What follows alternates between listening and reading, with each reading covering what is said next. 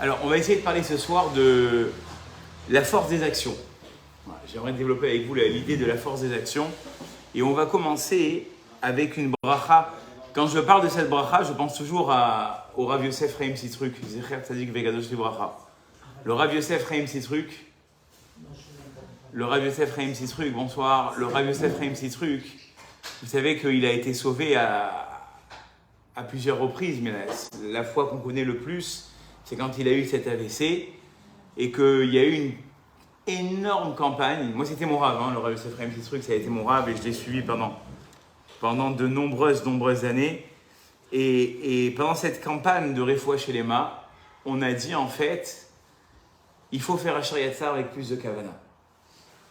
Et quand il est sorti plus tard, il a dit, je sais ce que vous avez fait pour moi avec le Asher Yatzar. On lui a raconté, il a dit, c'est évident que ça a une force. Et quand on parle du Asher Yatzar, tous les rabbanim qui le disent, ils disent que la plus grande ségoula pour la Refoua Shelema, c'est le Asher Yatzar. Quelqu'un qui a des problèmes de santé ou qui veut prier pour quelqu'un, c'est le Asher Yatzar. Et qu'est-ce qu'on dit dans ce Asher Yatzar? On dit Asher Yatzar était Adam Bechorma. Akadosh Baruch Hu, il a créé l'homme avec sagesse. Ou Barabo Nekavim, il a créé des cavités, Chaloulim, des membres. Chez Imisatem Echad Mehem, s'il y en a un qui se boucherait ne serait-ce qu'une seconde, ou bien Oimipater Echad Mehem, si un s'ouvrirait une seconde, Yef Charlie Itkaem Afilusha Achat, ça on le comprend. On ne peut pas tenir même une seconde. Barminan, on sait ce que c'est un AVC, on sait ce que c'est un arrêt cardiaque. Toutes ces choses-là, une seconde, on ne tient pas. Moi, je dirais que ça, quand on sait ça, on ne se plaint plus. Moi, je dis toujours quelqu'un qui veut se plaindre, qui pense à l'hôpital. Je vous promets, on pense à l'hôpital, il n'y a plus rien qui est grave. Seulement, non, on a nos petits problèmes, nos grands problèmes. Et on a toujours une manière de se concentrer sur nos problèmes. Et le Asher Yatzar, peut-être que sa première efficacité, c'est ça justement. C'est de se dire, je suis en bonne santé, merci Hachem. Merci Hachem. Jusqu'à là, tout est compréhensible. Mais dans la bracha finale, on a des questions. C'est écrit là-bas, Baruch ata Hachem, Rofé kol basar, ça encore je comprends, qu'il va guérir toute chair, ou mafli la asot. Et qu'il fait quelque chose d'extraordinaire. C'est quoi l'extraordinaire dans le Rabol Bleu? Qu'est-ce qui est tellement extraordinaire dans l'humain? Ah, vous allez me dire, mais dans l'humain, c'est, je sais pas, le corps en général et tout ça. Oui, c'est vrai, ça aussi c'est vrai. Mais ce qui est extraordinaire aussi par-dessus tout, c'est que, et c'est comme ça que les Mefarshim ils disent, ils expliquent dans la Tfila, le mafli la asot, c'est qu'on ait mis dans l'homme une partie spirituelle. Et c'est certain que cette partie spirituelle, c'est celle qui fait fonctionner le corps. On ne peut pas dire, alors, les médecins, ils vont vous dire, il y a des neurones, et les neurones, elles fabriquent de l'électricité, c'est ça qui fait marcher le cerveau. Il n'y a pas longtemps, j'ai eu une discussion, je ne me rappelle plus avec quelqu'un qui est dans la médecine, il m'a dit, oui, c'est ça. Il y a tout un système dans le corps. Mais je lui ai dit, maintenant, si on réfléchissait terre à terre, un morceau de viande, il ne peut pas réfléchir. Un morceau de viande, il ne peut pas voir. Un morceau de viande, il ne peut pas entendre. Tous ces sens spirituels qui sont en nous, ce sont des sens spirituels. D'ailleurs, c'est pour ça d'ailleurs que Motsei et Shabbat, on sent la Havdalah. Parce qu'on a une décadence de Neshama. Vous le savez ça. La Neshama Yetera, elle rentre la veille de Shabbat et elle ressort Motsei et Shabbat. C'est pour ça que Motsei et Shabbat, on sent les Bessamim pour réanimer un petit peu cette Neshama. Et quand l'homme, après 120 ans, où la personne, elle quitte le monde après 120 ans, la Neshama, elle laisse le corps inanimé. Donc ça veut dire que tout ce qui animait le corps, c'était Chelek Eloha Mima'al, cette partie divine qui est en nous. Et on a dit qu'elle a été ravivée et qu'elle a été spécifiée au moment de Matan Torah. C'est ce qu'on a dit la semaine dernière. Cette Neshama Yetera, elle a été mise en l'homme et puis elle réside dans l'homme durant 70, 80 ans. Et c'est là que les problèmes commencent. Pourquoi? Parce que la Neshama, j'ai entendu quelque chose d'extraordinaire pendant le mois des Louls du Rav Yeshurun. Il a dit qu'un bébé, pourquoi il pleure quand il naît? Vous avez dit, parce que les poumons, ils s'ouvrent. Ça fait mal. Il a dit, en fait, le cri du bébé quand il naît, c'est la Neshama qui hurle d'avoir quitté le haut et d'être descendu dans ce monde. C'est ça, le premier cri du bébé.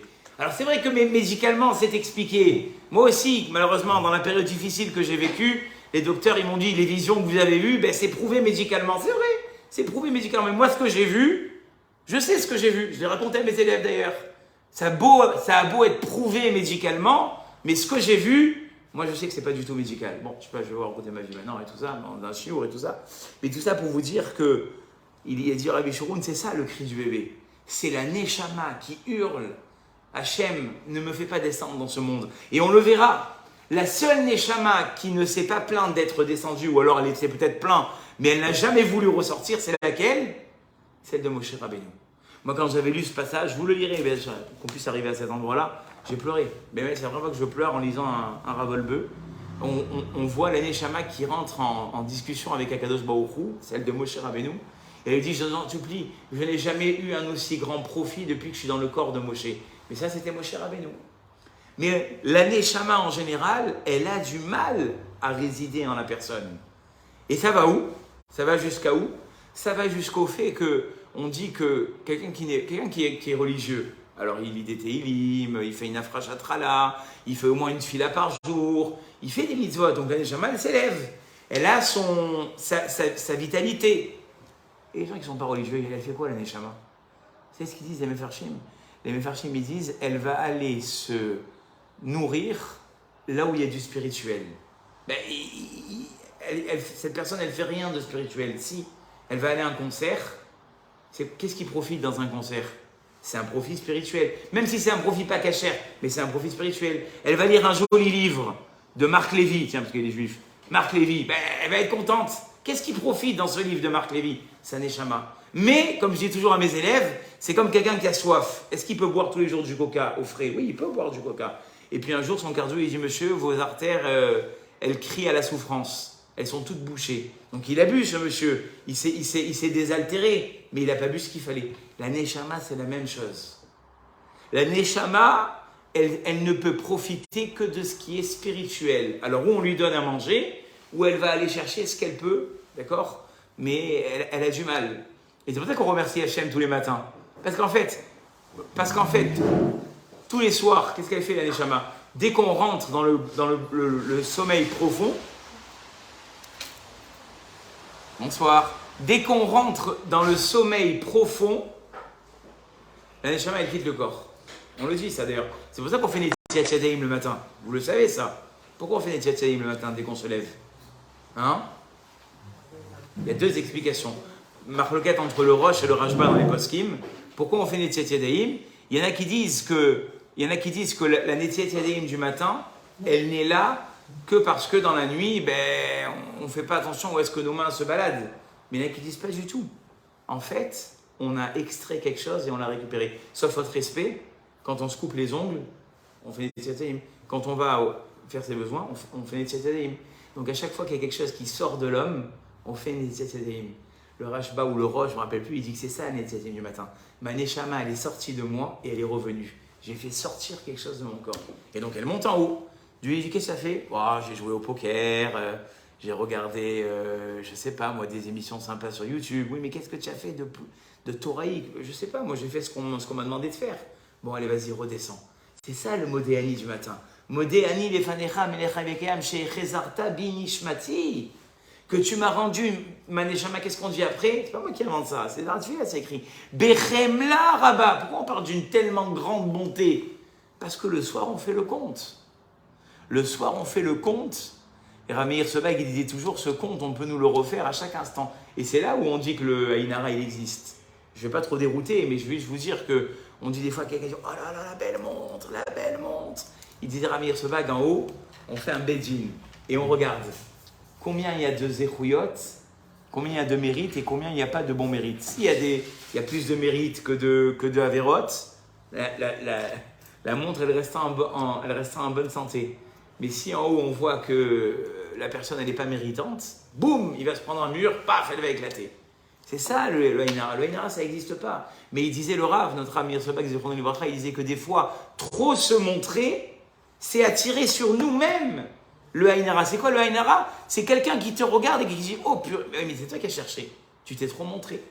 Le Ainara, ça n'existe pas. La Gemara dit Man dechashbe pagabé ou man delochashbe lo pagabé. Celui qui y croit, qui met des fils rouges, qui sort pas son bébé les trois mois après qu'il est né, qui fait attention qu'on ne le voie pas, toute la famille ensemble, vous sortez, après nous on sort. Là, celui-là, il va s'en prendre mais plein la tête. Mais de façon générale, ça n'existe pas. Ce qui peut exister, c'est ce que je viens de vous dire. C'est Ramir Seba qui dit ça au nom du Rav Dessler. Le Rav Dessler, il dit ça. Je n'ai pas le lachon, mais je pourrais vous le montrer. Vous savez que moi, j'aime bien toujours montrer des sources. Le Rav Dessler, il dit c'est ça le Ainara. C'est trop se montrer. Et donc les gens, ils disent waouh, ils font pas exprès. Ils ont même envie de te complémenter. Mais ce waouh là, il ouvre en haut un beddin. On s'ouvre un beddin.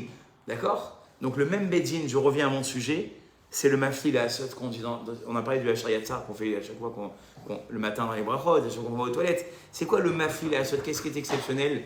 Ce qui est exceptionnel finalement, c'est que j'ai une neshama spirituelle dans un corps matériel. Ça, c'est le mafli la asot. Et regardez le Rama, Rav Moshe Isserlich, qui était le décisionnaire des Ashkenazim. Vous savez comment ça marche un peu la halakha? Nous, on va, enfin, la majorité des vrais Sfaradim, on va d'après le Rav Yosef Karo, n'est-ce pas? Le Rav Yosef Karo, c'est Maran Ashbuchan Aruch. Et les Ashkenazim, ils vont d'après le Rama, Rav Moshe Isserlich. Alors le Rama, il nous a appris aussi des choses. Veod yesh lefaresh, shemafli la'asot bema sheshomer ruach ha'adam bekirbo. Que Akadosh Baruch Hu, il fait ce chesed de nous redonner la neshama. Vekosher davar ruchani bedavar gashmi. Et il nous met quelque chose de spirituel dans un corps qui est matériel. Ce mariage entre les deux, il est hors du commun. Tellement hors du commun que la Gemara dans Sanhedrin, elle dit que comment on sait qu'une personne après 120 ans, elle est consciente de son jugement? La Gemara dans Sanhedrin, elle dit parce qu'après la mort, non, c'est un peu dur ce soir, mais bon, c'est pas grave, on va prendre des choses joyeuses. Après la mort, il y a une confrontation entre le gouffre et la neshama. La gouffre, elle dit, regarde-moi, depuis que la neshama, elle m'a laissé, je suis tranquille, je bouge plus, regarde, je bouge plus. La neshama, elle dit, et comment dans Sanhedrin, elle dit ça? La neshama, elle dit, regarde-moi, depuis que le corps, il m'a laissé, je vole comme un oiseau. Alors Hachem, il dit, vous êtes en train de vous remettre la responsabilité sur chacun. Je vais vous dire à quoi vous ressemblez. Il dit, une fois, il y avait quelqu'un, il voulait garder son verger. Mais c'était quelqu'un qui était très... il avait la suspicion envers tout le monde. Je ne sais pas comment on dit être... Il était suspicieux. Il s'est dit, si je mets un gars qui marche, il va venir, il va croquer une grappe par là, une grappe par là, une grappe par là, et le Beaujolais, il n'y en aura pas. Et si je mets quelqu'un qui voit, ben lui aussi, il va chercher tout ça. Je vais choisir un qui ne marche pas et un qui ne voit pas. Comme ça, celui qui ne marche pas, ben, il ne peut pas aller jusqu'aux grappes. Et celui qui ne voit pas, il voit juste s'il y a du bruit. Et eux, ils vont garder le verger. Il revient un mois après, la moitié du verger, flat, il n'y a plus rien. Alors il dit, c'est toi? Il dit, ben, moi je ne peux pas marcher. Il dit, c'est toi? Il dit, vous êtes où? Je ne vous vois pas. Il dit, qu'est-ce qu'il a fait? Il a pris celui qui ne pouvait pas marcher, il l'a mis sur les épaules de celui qui ne voyait pas, et il a dit, c'est comme ça que vous m'avez volé. Et la Gemara de Sanhedrin, elle dit quelque chose de terrible à ce moment-là. Elle dit, c'est ce qui va se passer après 120 ans. Akadosh Baruch Hu, il va remettre l'homme dans la configuration de sa vie, et il va les juger. Il va remettre la neshama dans le corps, comme ça il dit la neshama. Et on va être conscient de notre jugement. Et c'est là où on dit, je ne veux pas trop vriller sur ça, mais c'est là où on dit que c'est tellement important de bien juger son prochain. Tu sais pourquoi? Parce qu'après, on va te refaire vivre ta vie. Toi, tu l'auras oublié. C'est pour ça qu'on dit un pasouk à la fin de la Mida avec la première lettre et la dernière lettre de mon nom. Et qui va juger la personne sans le savoir? Toi-même. Oh là là, qu'est-ce qu'elle exagère là? Oh là là là là, mais qu'est-ce que c'est ça? Et comme ça, sur 120 ans, on va lui faire défiler. Et en sous-titre, les pensées. Et après, on va lui dire, tu sais, tout ce que tu as dit là maintenant, c'était toi. Et tous les jugements que tu as eus, c'est ce qu'on va te juger. Voilà, c'est ça la neshama. C'est la neshama et c'est ça le gouffre. Alors, si on revient à dire, maintenant pour recentrer les discussions, si on revient à dire que la neshama, elle est spirituelle, l'âme, elle est spirituelle, et que le corps, il est matériel, alors finalement, à chaque fois qu'une personne dans ce monde, elle peut produire une pensée, mais c'est quelque chose d'exceptionnel, qu'Akadosh Baruch Hu, il nous a donné, et c'est pour ça d'ailleurs, on dit que tous les animaux, ils ont un nefesh, mais regardez bien, ils vont sur 4 pattes. Alors il y a des élèves qui m'ont dit, ouais, Mera, c'est pas vrai, le gorille et tout ça, ils vont sur 2 pattes, mais pas tout le temps. Ils retombent sur leurs 4 pattes. La seule créature qui tient toujours sur 2 pattes, c'est l'homme. Pourquoi? Parce qu'il a la neshama qui l'insuffle vers le haut. Il va me dire, mais les goïms, ils n'ont pas de neshama, si. ils ont une neshama pour 7 mitzvot. Et regardez, quand on est petit, plus on grandit, plus l'homme il se lève sur ses deux jambes. Et plus il va vers la vieillesse, et plus il retombe pour ne plus arriver finalement à utiliser ses deux mains. C'est parce qu'il retourne. Donc en fait, c'est ça. C'est un homme, c'est un corps qui est habité par une neshama. Et le Rav Wolbe, il dit finalement, quelqu'un qui arrive à avoir ça, à comprendre cela, mais il utilise son corps tout à fait différemment. Chaque chose qu'il fait, chaque mitzvah qu'il va faire, il comprend qu'il donne une sainteté à sa neshama. Et à ce moment-là, à quoi ça me sert de comprendre ça? Je peux comprendre que par ma tefila, mes mitzvot, je peux changer le monde. Les gens, qu'est-ce qu'ils font? Ils disent, moi, je vais aller voir, je le vois ici, alors je vois Rabbi David Rahena Pinto. Mais bien sûr. Mais qu'est-ce qu'il a d'exceptionnel, ce Rav? Ce Rav, il s'est tellement travaillé, il a tellement un mérite de ses patriarches que son corps, c'est devenu un Sefer Torah. La Gemara dit, les Bablaïm, c'est des Brel. Parce que quand ils voient un Sefer Torah, ils se lèvent. Et quand ils voient un Rav rentrer, ils ne se lèvent pas. Des kamé lifne faire ce Torah. Vélo kamé lifne Tamid Chacham. Ils se lèvent devant un Sefer Torah, mais ils ne se lèvent pas devant un Tamid Chacham. Mais le Tamid Chacham, c'est quoi en fait? C'est un homme qui fait vivre en lui la Torah. Donc c'est ça la possibilité du corps. La possibilité du corps, c'est de comprendre que par mon corps, je vais faire des choses extraordinaires. Et le Rav, c'est ça. Le Rav, c'est celui qui a fait tomber jour après jour ses frontières matérielles. Et maintenant, il a un accès vers Akadosh Baruch Hu divin qui est exceptionnel. Et on voit les Gdolim comme Baba Saleh et tout ça, ils étaient arrivés à un niveau, les brachot qu'ils faisaient, elles se réalisaient de suite. Nous-mêmes, Baruch Hashem, Rabbi David Pinto, combien il nous a amené des brachot et qu'on a mérité de ces brachot-là. Mais ce que nous dit le Rav, c'est qu'en fait, on est tous capables de faire ça. Vous savez, c'est quoi le problème? C'est qu'on n'y croit pas. Moi, j'ai vu, cette semaine, j'ai vu dans un livre, le Rav Chaim Vital, il dit, c'est quoi la plus grande ségoula? Les gens, ils cherchent beaucoup de ségoulottes. Ils sont friands de ségoulottes. La plus grande ségoula, c'est le bitachon, c'est y croire. Il dit le Rav Chaim Vital, qui était le Talmid du Harizal, plus d'une fois, comment est-ce qu'on bloque? On bloque notre mazal en n'y croyant pas. Pensez maintenant une seconde dans votre tête à tout ce que vous espérez avoir dans votre vie. Et posez-vous la question maintenant discrètement, sans que je vois pas ce qu'il y a dans votre tête. Est-ce que vraiment on y croit? On n'y croit pas. On espère, on se dit peut-être un jour, il y a l'Arabie, peut-être. Toi-même tu bloques. Toi-même par ton manque de croyance à ta délivrance, tu bloques le mazal d'arriver. Alors que quelqu'un qui y croit, il y arrive. Qui nous a donné cette force? Akadosh Baruch Hu. Pourquoi? Par le mérite de nos actions. Si je crois que ma frachat rala, elle va amener la réfoua chez les mains à telle et telle personne, elle amènera la réfoua chez les mains à telle personne. Mais si tu ne suis pas comme, ouais, je vais me salir les mains, moi, encore une frachat rala, ouais, bon, et puis le pain, je vais en faire quoi après? T'as bousillé ta frachat rala. Si Béhémet, dans ton action de tous les jours, dans tes Teilim, mais moi je ne suis pas Rabbi David Mito pour faire des Teilim, tu n'y crois pas. Si tu y croyais un petit peu plus, si tu croyais que dans tes paroles et dans ta neshama et dans tout ce que tu fais, d'ailleurs, c'est pas moi qui vous croyez que je suis en train de vous faire des sornettes, hein, c'est un discours fédérateur. On le dit dans la Gemara, Mizman shenecha bet Hamikdash. Depuis que le bet Hamikdash a été détruit, en lanu ela siar siftotenu. Il ne nous reste plus que notre bouche. C'est-à-dire qu'à l'époque, quelqu'un qui avait fait une bêtise, il venait au temple, il amenait un sacrifice. Et le sacrifice, dans la journée, ça le nettoyait. Mais aujourd'hui, il n'y a plus ça. Qu'est-ce qu'ils disent les Rachamim? Il te reste la tefila. Et je vous garantis que quand on a cette approche-là, la tefila, c'est plus la même.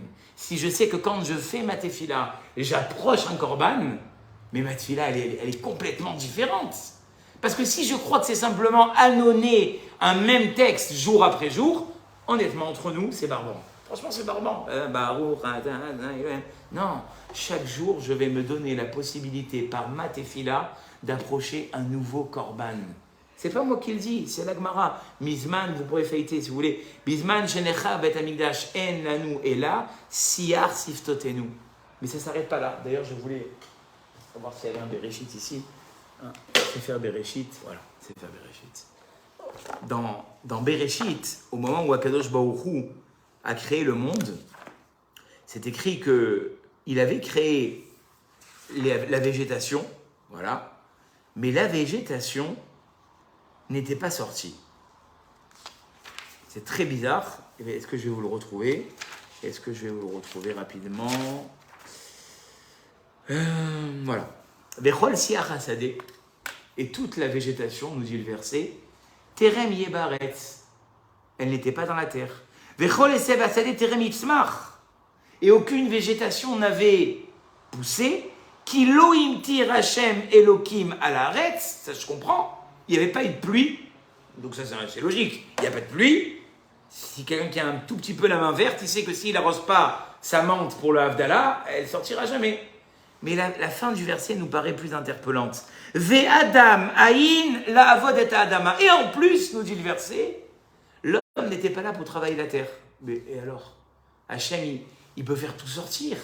Regardez ce qu'il dit Rashi. Rashi dit Uma ta'am lo imtir. Et pourquoi Dieu il n'a pas amené la pluie? Qui les fiches à Adam Aïn la avod et Adama. L'homme n'est pas là pour travailler la terre. Ok, tu me répètes ce qui est écrit dans la Torah, Rashi. Dis-moi quelque chose de plus concret. Ve'en makir betovatam, il ne connaissait pas la pluie. Ou ksheba Adam, voilà la phrase extraordinaire. Quand l'homme est venu, ve'yada shehem tzorer, et il a su qu'il y avait un besoin. Léolam itpael alehem, il a prié et là elles ont poussé. Vous vous rendez compte ce qui est écrit ici? C'est-à-dire que Dieu il crée la nature, il crée les plantes, mais elles ne sortent pas. Pourquoi? Parce que l'homme n'a pas prié. Les commentateurs ils ont dit ici, Rabotai, on a une approche de la tfila comme jamais vous avez entendu. Dieu il crée le monde, il crée les plantes, les verdures, etc., mais elles ne sortent pas. Pourquoi? Parce que l'homme n'a pas prié. Eh bien, les commentateurs, ils ont déduit d'ici que, en fait, nous aussi, on a plein de choses qui nous sont réservées, mais si on ne prie pas pour les faire descendre, elles peuvent rester bloquées en l'air. Donc là, c'est une approche extraordinaire. Ma tfila, elle va prendre un tout autre aspect. Laissez maintenant l'histoire des corbanotes de côté. Mais bon. Si Hachem, il m'a réservé quelque chose, si Hachem, il m'a réservé quelque chose, mais que cette chose-là, elle n'est pas demandée par ma tfila, d'accord? Si Hachem, il m'a réservé quelque chose, mais que cette chose-là, elle n'est pas demandée par la tfila, elle reste en l'air. Ça veut dire qu'aujourd'hui, il peut avoir des choses, et c'est ce qui s'est passé dans Maaseh Bereshit. C'est ce qui est écrit ici, noir sur blanc. La végétation, tout était là, mais il n'y avait pas Adam pour les faire descendre. Et comme je disais, quand Adam a prié, il y a dû avoir un feu d'artifice de la nature, quoi. Tout est sorti, pof, pof, pof, pof, pof. C'est ce qui est écrit. Dès qu'il a prié, tout est sorti. C'est ça, là-dessus, la rabotaille. Et si on était convaincu de tout ça, mais on prierait 100 fois différemment. Alors vous avez peut-être encore une petite question dans votre tête de vous dire, mais attendez, même si je prie, mais je ne comprends pas ce que je dis.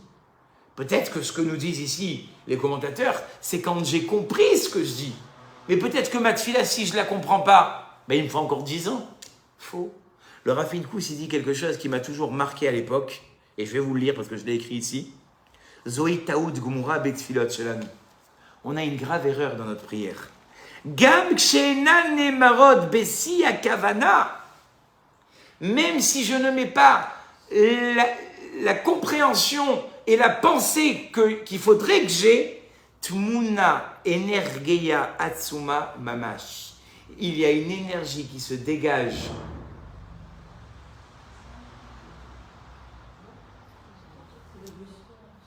D'accord. Il y a une énergie qui se dégage, ça s'appelle les montagnes russes. Il y a une énergie qui se dégage de notre filote qui est... De toute façon, il y a plein de monde en bas, ne vous inquiétez pas. Il y a une énergie qui se dégage exceptionnelle. Vous comprenez? C'est-à-dire que même quand je n'ai pas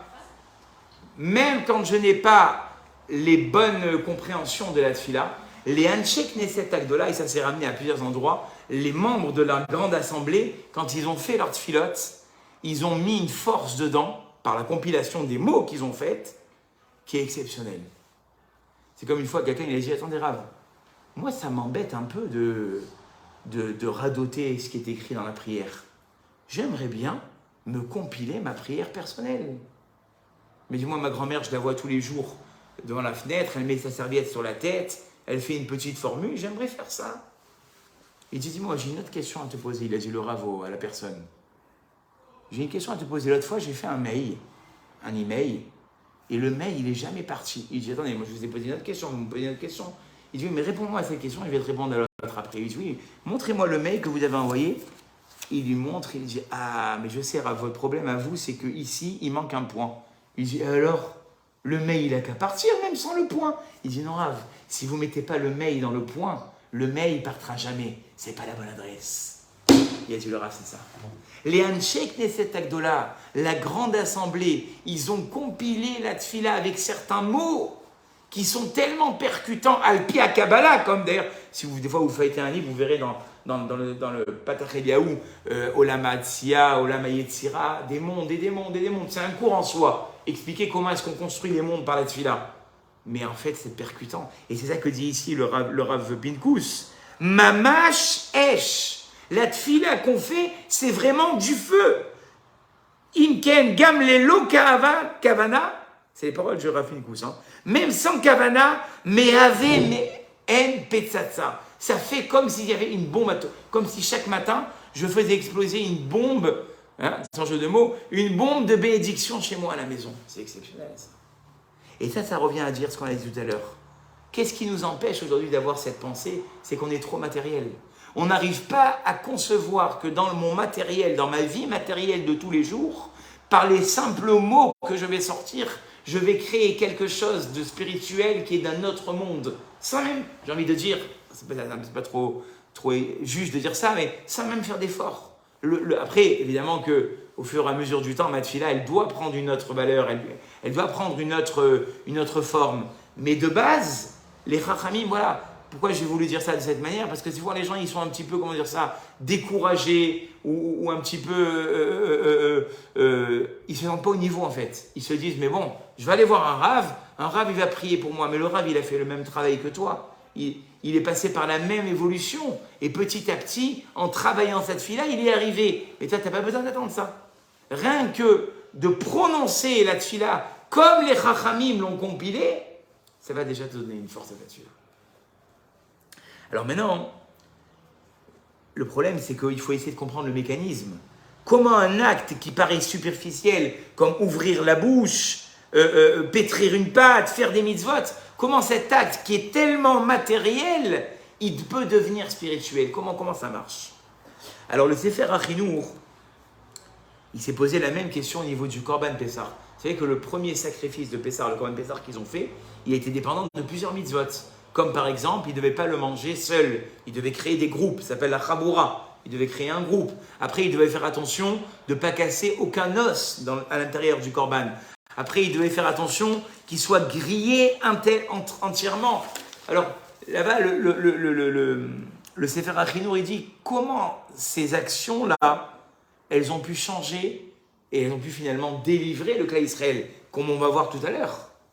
Comment par une action de faire un simple agneau, Dieu dit, c'est un Rashi explicite, maintenant je sais que je peux délivrer le clan Israël. Ça aussi, c'est un peu la même question comme la tfila. Comment une action qui est tellement matérielle, elle peut sauver un peuple et dire maintenant ça y est, le peuple juif il sort. C'est écrit, il leur a donné Rosh Chodesh, le Korban Pessah et la Brit Mila. Et là Dieu a dit ça y est, ils peuvent sortir. Parce que le temps était arrivé. Mais Rachid dit, ils n'avaient pas encore eu assez de mitzvot entre leurs mains. Bon. Et regardez ce que dit le Sefer HaChinour. Ki Adam nif'al kefi peulotav velibo vechol marchemotav tamid achar ma'asav sheu osek ba'em. Il dit en fait, qu'est-ce qui donne la valeur à mon action? C'est ce que je vous ai dit tout à l'heure. C'est si on est positif sur cette action ou négatif. Plus je crois en ma tfila, plus je crois en mes teilim, plus je crois en les mitzvot que je fais, plus les mitzvot ils ont de la valeur. Et le clan Israël, au moment de la sortie d'Égypte, quand ils ont fait le Korban, bon alors eux, il faut dire qu'ils avaient quand même été aidés, puisqu'ils venaient de voir 10 plaies s'abattre sur l'Égypte. Donc il n'y avait pas plus grande émouna pour eux à ce moment-là. Mais dit le Sefer HaChinour, qu'est-ce qui a transformé leur sacrifice? Qu'est-ce qui a donné de la force à ce sacrifice? C'est la croyance qu'ils ont mis. Et dit le Rav Wolbe, c'est ça un tzaddik et c'est ça un rachat. Un tzaddik, c'est quelqu'un qui perpétuellement renouvelle des actions. Et ces actions-là, elles vont faire que la personne, elle va changer. Un rachat, c'est l'inverse. Il a un noyau, parce que le Rav Wolbe travaille beaucoup sur ça, je vous l'ai dit, je crois, la semaine dernière. Un rachat, c'est quelqu'un qui est bien. au fond, c'est quelqu'un qui est bien. Même les gens qu'on connaît mauvais, quand on voit dans l'enfance, qu'est-ce qui s'est passé? Il y a eu quelque chose qui n'était pas bon. Et ce pas bon dans l'enfance, il a fait que la personne, elle a grandi avec des écorces, et à la fin, elle s'est détournée du chemin. Mais à la base, elle était une personne qui était bien. Et la rabbinite John Grace, pour prouver ce que je suis en train de vous dire, elle le prouve à travers une métaphore. Je l'ai raconté samedi soir dernier dans un shiur qu'on a fait à Halo, au coup avec les couples. J'ai dit que très souvent, on a du mal à croire que quand un couple, il a été mal pendant des années, dorénavant, en faisant les exercices dont je leur ai parlé ce soir-là, ça va changer. Mais j'aurais dit, vous vous trompez. On peut toujours changer la situation actuelle. Et je leur ai raconté l'histoire, peut-être que vous la connaissez, de la rabbinite John Grace. C'est une parabole, mais elle est tellement magnifique, cette parabole, que j'adore la ramener. Elle a dit une fois, il y avait une personne, elle était tombée follement amoureuse de la fille du roi. Mais cette personne-là, c'était El Pacino, le chef de la mafia. Maintenant, comment il fait pour s'approcher du roi? C'est pas possible. Qu'est-ce qu'il a fait? Il est parti au musée Grévin. Bon, je vous l'actualise en 2022. Hein. Il est parti au musée Grévin. Il a dit, vous allez me faire un masque, mais d'un gentleman. Comme ça, quand je vais voir le roi et j'essaie de m'approcher de la cour et de sa famille, lui, il voit que du feu. Il a mis le pistolet en face. Il dit, vous me faites le masque ou il en fait le masque. Il est reparti avec le masque. Il a commencé à se rapprocher du roi. Mais il a dû commencer à changer ses habitudes. Il a dû changer son langage. Il a dû changer sa façon de parler. Il a dû changer sa façon de se comporter. Et puis au fur et à mesure, comme on dit toujours, la réussite, elle attire la jalousie. Et donc les gens, ils étaient jaloux. Ils étaient tellement jaloux qu'un jour, il y en a un, il s'est dit, ce malfrat là, qui s'est approché du roi, je vais lui donner une bonne leçon. Je vais attendre qu'il sonne devant le roi, je vais lui enlever son masque. Il va partir, comme il est venu, il va partir. Il a attendu que la cour se remplisse comme ça. Il est venu devant tout le monde, bam, il a levé le masque. Et le monsieur, il avait le même visage que le masque. Elle a dit, la rabbinite, c'est ça la force des actions. C'est ça le tzaddik. Le tzaddik, c'est quelqu'un qui peut-être, comme je dis souvent à mes élèves, on n'est pas tzaddik. Des fois même, on est avec des grandes différences par rapport aux autres. On est avec des tendances mauvaises. On est avec une enfance difficile. Mais on se travaille. Et le tzaddik, c'est celui qui finalement tous les jours se travaille. Et il croit à son travail.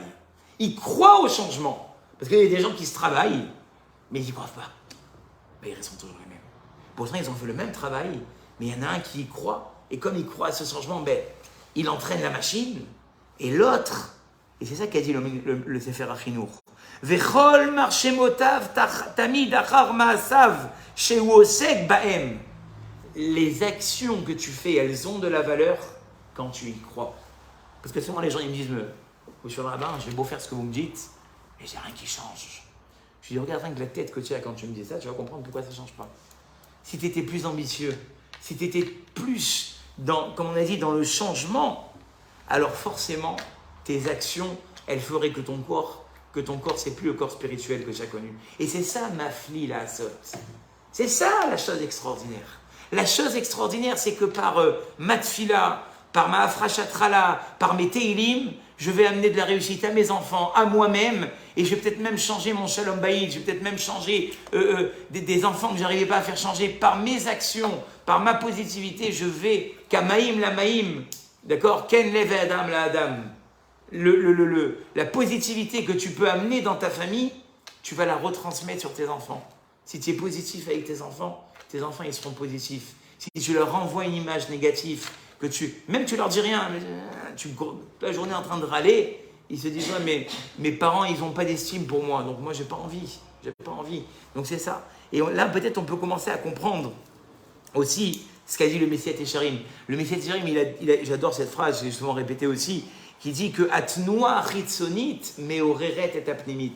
Quand on veut changer quelque chose dans la vie, il faut savoir faire bouger les lignes extérieurement. Ça veut dire quoi ça, faire bouger les lignes extérieurement? C'est-à-dire qu'au début, les actions que je fais, que je vais faire, elles vont me paraître très étrangères à moi-même. Et elles vont même me dire, mais c'est pas moi, quoi. J'y arriverai jamais. Répète-les, il dit le Messiah Técharim. C'est ce qu'on a dit un peu avec la rabbin John Grace. Répète-les et ça va réveiller le pnim, l'intérieur qui est en toi. C'est ça. D'accord? Et le Rambam, il a dit, chez Amaalot, lo yagiou la Adam, les firov godel amaase. Les qualités que tu peux avoir dans ta vie ne vont pas arriver parce que tu vas faire des grandes choses. Regardez ce que dit Rambam. Et là, les filles mispar amaase. Selon le nombre de fois que tu auras répété l'action. C'est extraordinaire. Le Rambam, qu'est-ce qu'il est en train de nous dire ici? Maïmonide, il est en train de nous dire qu'en fait, ce que Dieu il attend de toi, ce n'est pas des grandes choses, mais ce que tu les répètes jour après jour, année après année. Et maintenant, je disais à mes élèves, le Rod Sadikim, il dit ça. Le Rod Sadikim, il dit qu'est-ce qui va te donner de la valeur à tes actions? C'est de les répéter quotidiennement sans jamais t'en désespérer. Et une fois, j'avais demandé à mon Rav, le Ramir Sebak, j'avais dit, Rav, comment vous faites? Vous êtes Dayan, vous êtes Rosh Yeshiva, vous êtes Rav de nombreux Rabbanim. Comment vous faites dans votre vie pour mettre du Seder, pour y arriver? Il m'a dit, Yatan, sache une chose, je fais les mêmes choses à la même heure chaque jour. Le fait finalement de répéter ces actions-là, qui au début vont me paraître étrangères, et vont même nous dire, mais qu'est-ce que je suis en train de faire? Eh bien, ces actions spirituelles, elles influencent sur le matériel, c'est ça. Ça, il faut le savoir. C'est le secret de l'action, d'accord? Et souvent, les gens, ils se disent, je fais tchouva, mais j'ai déjà envie d'arrêter. Tu t'arrêtes trop tôt. D'abord, il faut que tu saches que dans ta tchouva, kol ha'atralot kashot. N'essaye jamais, ça je le dis à mes élèves souvent, ne tire jamais de conclusion du début. Parce que le début, ça va être la cata. Je te le dis d'avance. Le début, c'est comme dans un couple. Moi, je dis, je fais peur avec Ratanim. Je dis, vous savez, les premiers mois du mariage, ça va être la catastrophe. Pourquoi vous êtes noir comme ça, Rav Jocron? Mais parce que c'est la vraie vérité. Tu mets une personne qui a vécu 23 ans d'un côté, avec une autre personne qui a vécu 23 ans, et tu leur dis maintenant, vivez heureux et contents d'être ensemble. Et ils vont s'arracher la tête, c'est normal. Parce que chacun, il vient avec une éducation différente. C'est pour ça que je dis toujours, vous avez dû l'entendre une fois de ma part, c'est pour ça qu'on se met à 6 sous la roupa. Il y a la kala, le khatan, les beaux-parents, les parents, 6. Parce que virtuellement, c'est ces gens-là qui vont vivre ensemble dans la maison. Pourtant, ils sont que 2. Ils ne sont pas 2, ils sont 6. Oh, j'ai peur, je ne vais pas dormir, on est 6. Non. Virtuellement, l'épouse va chercher à travers son mari sa mère. Et le mari, inconsciemment, va chercher à travers sa femme, sa mère. L'épouse à travers son mari, son père. Et la femme à travers, je me mélange toujours. Et la femme à travers son mari, son père. C'est inconscient. C'est ça. Et donc c'est difficile. Quelqu'un va dire, j'arrive pas, le mariage, c'est pas pour moi. Surtout dans l'époque dans laquelle on vit aujourd'hui. Aujourd'hui, on est dans l'époque, j'appelle ça l'époque du clic. Tu appuies sur la croix et la vidéo, elle s'enlève. Tu vas chez le Dayan, ça y est, je veux arrêter. Oh, tu veux arrêter. À l'époque, nos grands-parents, quand ils disputaient, ils rentraient dans la salle dans la cuisine. 2 minutes plus tard, ils revenaient, c'était fini. Parce qu'on n'était pas dans cette époque où tout est rapide et on télécharge vite, on parle vite, on correspond vite. C'était posé. Donc ça, c'est kol ha'atralot kashot. Le début, il est très difficile. Mais si on sait donner le temps aux actions, c'est ce que le Rav Wolbe appelle ce chapitre Kocham Shel Maasim. Si on sait donner le temps à l'action, mais alors c'est... Et ça, il dit, comment on le voit? Il dit, regardez, quelqu'un qui veut apprendre à faire du chesed, tu veux apprendre, vous voulez rendre quelqu'un plus charitable, je ne sais pas si ça se dit, qui fasse plus de charité. Alors vous lui faites donner 365 000 euros en une fois, ou vous lui faites donner chaque semaine 36 euros pendant 10 ans. Qu'est-ce qu'il faut faire? Il dit, le Rav Wolbe, si tu lui fais donner 365 000 euros en une fois, je peux te dire que déjà, il va te les donner, mais demain, il aura regretté. Et le prochain qui vient le voir, il lui fermera la porte au nez. Pourquoi? Il dit, le Rav Wolbe, c'est là où on a le point culminant du cours. Parce qu'on n'a pas donné le temps à l'action d'agir. Cette même personne, si tous les jours, on lui fait donner 36 euros, elle va devenir un Baal Chesed. Parce qu'elle aura laissé le temps à l'action de se développer. Et nous, d'ailleurs, moi, j'ai toujours été impressionné du Rav, il parle de la patience. Et il dit, vous savez avec qui on doit être les plus patients, avant tous, avec qui on doit être patient? Avec nous-mêmes. On n'est pas assez patient pour voir le résultat. Si on était patient, on verrait le résultat de notre fila. Si on était patient, on verrait le résultat de notre éducation. Si on était patient, on verrait le résultat de notre shalom bayit. C'est tout. La force des actions, elle ne peut. Et c'est ça qu'a dit le Rav Wolbe, Ve'akol les filles rov amassé. Selon le nombre de fois que j'aurais multiplié cette action. D'accord? Et ça, regardez. Où est-ce qu'on le voit que ça marche par contre, mais ça ne nous intéresse pas trop, mais ça a marché. Est-ce que ça vous arrive, j'imagine que oui, d'amener vos enfants à l'école? Ouais, vous le faites. Ça fait combien de fois que vous le faites? 1 500 000 fois. Maintenant, des jours où vous êtes en vacances, d'accord? Et puis vous avez un peu l'esprit en l'air. Vous prenez la voiture et vous vous retrouvez sans faire attention 20 minutes plus tard sur le chemin de l'école. Mais c'était pas là-bas où je voulais aller. Moi, je voulais aller du côté d'Aubagne, faire du shopping avec mes filles. C'est l'action que vous avez multipliée. Vous avez tellement fait ce... C'est dans... Attention, hein, comme on dit là-bas, restez toujours vigilant, mettez votre ceinture, après on croit que je fais... Il faut être vigilant quand on conduit. Mais des fois, on est vigilant, mais on n'est pas vigilant sur le parcours. Pourquoi? Parce que notre corps, il est en automate. Ben, ce que je peux vous dire ce soir, c'est que dans tous vos projets de votre vie, vous pouvez devenir comme ça. Seulement, on n'est pas patient. Pour la voiture, on est patient parce qu'on n'a pas le choix. Tu n'as jamais dit à ta fille ou mon fils, je n'en peux plus, je ne me sens plus de conduire, va à pied. Pour la majorité, ça n'existe pas de laisser la voiture et de partir. Pourquoi? Parce que je suis obligé d'amener mes enfants à l'école. Donc en fait, ça dépend de quoi en fait? De la croyance. Là, j'y crois parce qu'il faut que j'amène mes enfants à l'école. Mais dans tous les projets de ma vie, qu'ils soient spirituels ou matériels, j'y crois pas assez. Si j'y croyais assez et que j'avais multiplié cette action, dit le Rav, je verrais le changement immédiat. Comme quelqu'un qui finalement, dans sa route, arrive à prendre la même route et arrive à réagir. Le problème, qu'est-ce qui nous manque finalement pour arriver à ça? C'est les échecs de notre vie. La plupart du temps, on a tellement eu des échecs dans notre vie, où on a tellement essayé et que ça n'a pas marché, qu'on n'a plus envie de prendre de nouveaux risques. Et j'ai envie même de me dire que ces nouveaux risques, on va essayer de le moins possible les répéter, parce que je sors de ma zone de confort. Mais la tchouva, c'est ça la tchouva. Pourquoi les chachamim nous ont dit, là où un Baal tchouva se tient, personne d'autre ne peut se tenir. Binkom chez Baal et tchouva omdim, afiwa tzadikim menan omdim. Même les tzadikim, ils ne tiennent pas là-bas. D'ailleurs, c'est la grosse question de cette semaine, vous le savez. Il y a une question qui se pose. Hein, tu te rappelles, Rebecca? Il y a Rivka et Yitzhak qui prient chacun de leur côté. Vous vous rappelez de ça? Un petit Dvar Torah comme ça de la paracha. Bon. Et c'est un rapport avec ça. Et là-bas, c'est écrit qu'Hachem, il a répondu à qui? À qui il a répondu? À Yitzhak, n'est-ce pas? Qu'est-ce qu'il dit Rachid sur place? Rachid dit, pourquoi il a répondu à Yitzhak et pas Rivka? Parce que Rachid dit, Yitzhak, son père, c'est le mérite des tzadikim. C'est le fils, c'est Abraham. Le père de Rivka, c'est qui? C'est celui qui, à la visite de Eliezer, il lui met de la cyanure dans le plat. Et heureusement, Hachem, il a protégé. Au lieu de manger son plat, il a mangé celui d'Eliezer, il est mort sur le coup. Et le lendemain, c'est d'ailleurs Lavan et sa mère qui disent à Rivka au revoir. Et Rachid dit, où Bethuel, il est mort hier. Donc c'est un rachat. Donc là-bas, c'est écrit qu'Akadosh Baruch Hu, il a accepté la tfila du tzaddik et pas celui.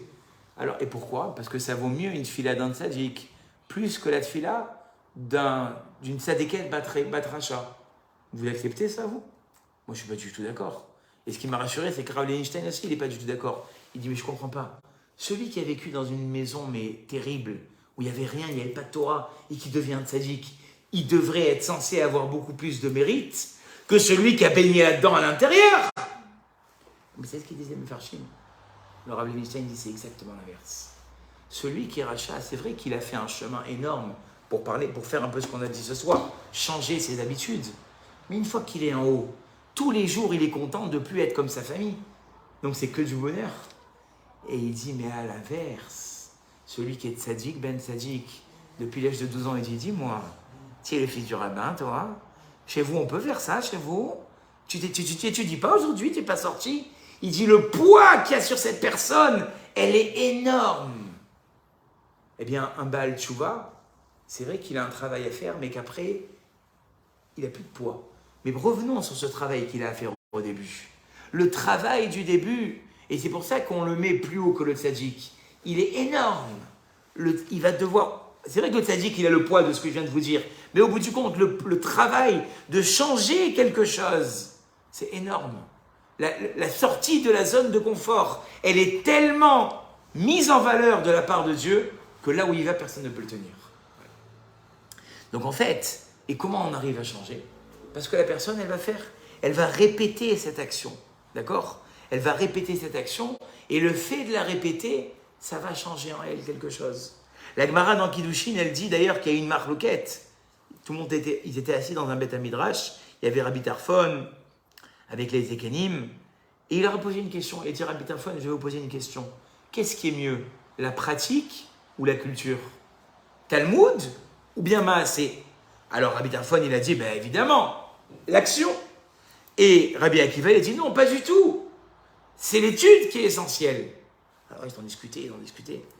Et à la fin, à quelle conclusion ils sont arrivés? Là, il a dit là-bas, l'étude ne peut être bénéfique que si j'ai mis en action ce que je sais. Et moi, c'est pour ça qu'il y a beaucoup de gens où je vous dis la vérité, ils viennent en pleurs chez moi. Ils me disent, Rav Chokron, depuis que je me suis engagé, j'ai que des problèmes. La famille, ça va plus. Les enfants, que Dieu nous en préserve, ils ont des épreuves. J'avais pas tout ça avant. Je préfère ne pas connaître. J'ai dit au contraire, le fait que tu connaisses, ça t'engage. Et c'est pour ça qu'Hachem, il attend de toi plus. Quand tu connaissais pas, alors il me dit, ben, je vais revenir alors avant. Ah non, tu peux revenir avant. C'est pour ça que des fois, écoutez bien ce que je sais jusqu'à où ça va. Il faut faire attention à qu'est-ce qu'on dit et à qui on le dit. Des fois, tu vois une copine, bon, tu as envie de lui dire des réflexions. Des fois, on te dit, tais-toi. Parce que jusqu'à maintenant, elle ne sait pas que ce qu'elle fait, c'est pas bien. Si tu lui dis, tu lui mets une accusation sur elle. Jusqu'à maintenant, c'est écrit, Mutav sheyu shogegim ve'aliyu mezidim. Il vaut mieux des fois de rester ignorant que savoir et ne pas faire. Parce que quand je sais, je dois faire. Donc c'est vrai que c'est bien la culture générale. Mais quand cette culture générale, tu l'as, c'est ce qu'ils ont dit, c'est les Rachamim, il faut mettre en pratique. Tu ne peux pas savoir des choses, oui, je sais. Il y a des gens comme ça, ils viennent dans des années. Toi, tu connais mieux le cours qu'eux, tellement je l'ai répété. Mais ils n'ont pas changé. Pourquoi? Parce qu'ils sont restés dans la théorie. C'est vrai qu'il y a des gens qui ont peur de venir à des shiurim aussi. Je suis bien au shiur, ouais, je ne veux pas. Parce qu'ils savent que quand ils vont écouter, ça va leur faire quelque chose. Alors tout ce travail-là dont je vous parle, on peut le faire avec soi-même. Comment on change dans n'importe quel domaine? Comment on va faire que le matériel qui est en moi, l'action qui est en moi, elle va devenir spirituelle? C'est en se documentant et en la répétant. Alors au début, ça va paraître étranger, mais quand je vais encore plus me documenter, je vais encore plus apprendre et j'aurai encore plus envie de faire. Et ça, c'est ce qu'on a dit tout à l'heure. Le Korban Pessah, pourquoi il fallait ce Korban Pessah? Akadosh Baruch Hu, il a dit, c'est vrai que je vous ai donné Rosh Chodesh. Et bon, Rosh Chodesh, c'est quoi? C'est faire Birkat Halevana, c'est fixer un mois.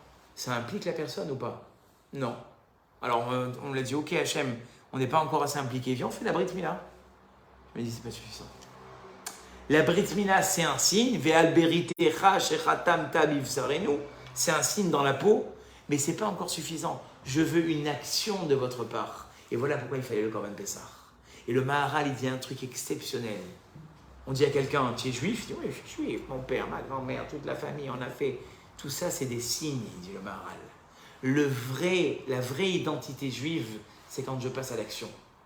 Quand je fais quelque chose. Et voilà pourquoi est-ce que le peuple juif ne pouvait pas être délivré d'Égypte tant qu'ils n'avaient pas fait le Korban Pessah.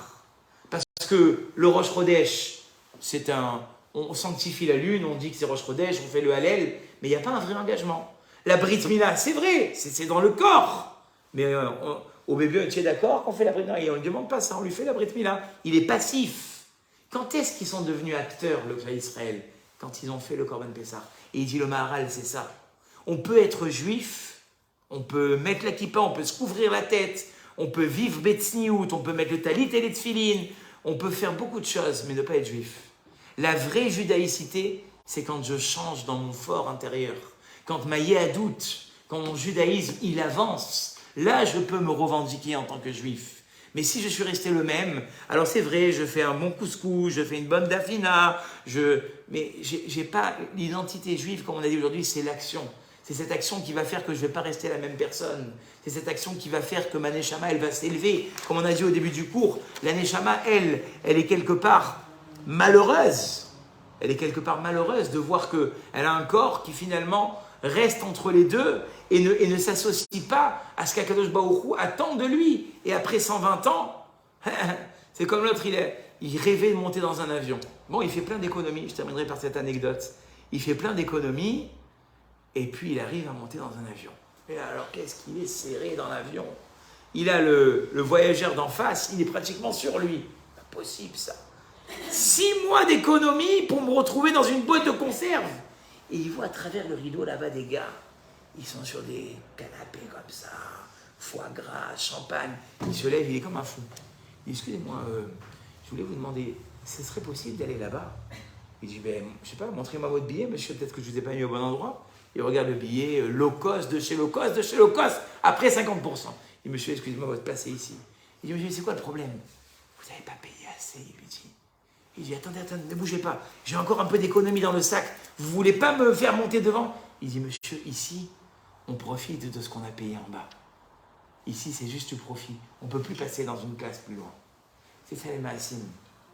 Les actions que je fais dans ce monde, elles vont faire que finalement, ma Neshama, elle va s'élever. Parce qu'après 120 ans, ça y est, c'est fini.